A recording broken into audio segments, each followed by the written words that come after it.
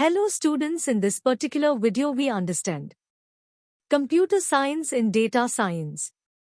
Integrating the blocks of data science. To solve a given business problem, various blocks of the data science stack are tightly coupled with each other.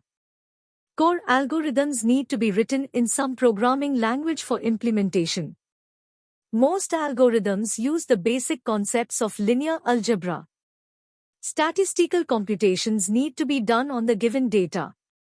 Available data in structured, unstructured, and semi-structured form need to be managed through various data management systems. Computer science provides us with the necessary programming languages, database management systems, statistical analysis, and machine learning tools. Tools and packages for data science. Following are a few tools and packages available which enable the application of data science solutions on huge amounts of digital data.